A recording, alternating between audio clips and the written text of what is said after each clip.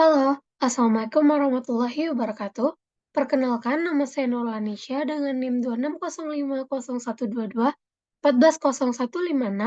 dari Oceanografi kelas A. Hari ini saya akan menjelaskan mengenai deformasi gelombang. Yang pertama, apa sih itu deformasi gelombang? Deformasi gelombang merupakan proses perubahan bentuk gelombang sebagai akibat dari perubahan cepat lambat gelombang oleh adanya hambatan atau penghalang. Apabila gelombang laut berpindah dari perairan yang dalam ke perairan yang dangkal, akan menyebabkan perubahan signifikan dari perilaku gelombang. Menurut Triatmojo, apabila suatu gelombang bergerak menuju pantai, gelombang tersebut akan mengalami perubahan yang disebabkan oleh proses refraksi dan pendangkalan gelombang, difraksi, refleksi, dan gelombang pecah. Secara umum, gelombang terbagi atas tiga, yaitu yang pertama ada refraksi. Refraksi adalah proses berbeloknya arah gelombang akibat datang gelombang yang tidak lurus terhadap pantai. Gelombang yang tidak lurus ini akan mengakibatkan ortogonal gelombang berbelok untuk mencapai keseimbangan terhadap gaya pergeseran dasar laut. Yang kedua ada refleksi. Refleksi merupakan peristiwa pemantulan atau gerakan tidak beraturan energi gelombang yang dikarenakan menabrak sesuatu penghalang seperti karang ataupun kapal. Yang ketiga adalah difraksi. Difraksi ini terjadi ketika gelombang datang terhalang oleh rintangan. Rintangan ini dapat berupa breakwater.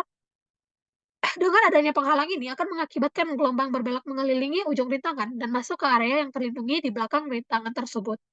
Selanjutnya, apa itu gelombang pecah? Menurut Triatmojo 2016, gelombang pecah merupakan gelombang yang menjalar dari laut dalam menuju pantai dan mengalami perubahan bentuk yang dikarenakan oleh kedalaman laut.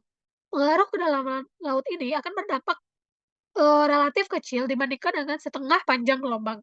Gelombang pecah ini juga dapat dipengaruhi oleh kemiringan, yaitu perbandingan antara tinggi dan panjang gelombang. Berdasarkan nilai NI-nya, gelombang pecah ini terbagi atas 4, yaitu spilling yang berada di range NI-nya itu kecil dari 0,4.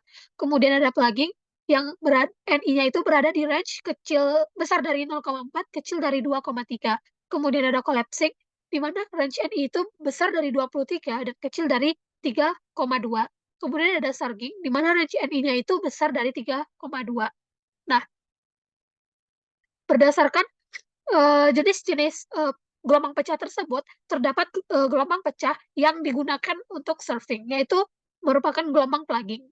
Kemudian, apa itu breakwater? Menurut Amri, pecah gelombang atau yang lebih dikenal dengan breakwater merupakan bangunan pantai yang dibuat sejajar dan berada pada jarak tertentu dari garis pantai. Breakwater ini dibuat dengan tujuan untuk meredam energi gelombang yang menuju ke pantai. Secara umum, breakwater memiliki tiga sisi yang berbeda, yaitu satu, sisi tegak. Sisi tegak ini terbuat dari caisson atau blok beton yang disusun secara vertikal untuk menahan berat bangunan. Yang kedua ada sisi miring, yaitu berbentuk trapesium dan terbuat dari tumpukan batu atau blok beton. Ada sisi campuran. Sisi campuran ini terdiri dari breakwater sisi tegak yang berdiri di atas breakwater sisi miring. Nah, pada bangunan sisi campuran ini digunakan jika kedalaman rencana yang cukup relatif besar, namun kondisi tanah tidak dapat menahan beban bangunan breakwater sisi tegak. Kemudian, selanjutnya ada jenis-jenis breakwater. Menurut Nurholis dan Pratiwi, secara umum breakwater dibedakan menjadi dua tipe, yaitu pemecah gelombang sambung pantai atau shore connect breakwater, yang merupakan jenis breakwater yang strukturnya berhubungan langsung dengan daratan. Breakwater ini terletak di dekat atau melekat pada pantai atau daratan, sehingga akan membentuk penghalang fisik antara laut dan pantai. Kemudian ada pemecah gelombang lepas pantai atau offshore breakwater. Bangunan ini dibuat sejajar dengan pantai dan berada pada jarak tertentu dari garis pantai. Nah, pada offshore breakwater inilah terjadinya difraksi gelombang. Ketika gelombang itu mengenai offshore breakwater, maka gelombang tersebut akan dibelokkan dan akan menjalar ke belakang dari offshore breakwater ini. Kemudian, ada kegunaan dan kelemahan dari breakwater. Yang pertama, breakwater tersebut dapat digunakan sebagai pencegah erosi di sekitar pantai, stabilitas struktur garis pantai, sebagai peredam energi gelombang, dan menjaga bangunan di sepanjang pantai. Kemudian, ada kelemahan breakwater, yaitu biaya pemeliharaan yang sangat tinggi. Kedua, dapat mengubah karakteristik ombak di pantai. Yang ketiga, perubahan pola aliran arus laut di sekitar struktur ini. Mungkin sekian dari aku. Apabila ada kesalahan mohon dimaafkan. Assalamualaikum warahmatullahi wabarakatuh.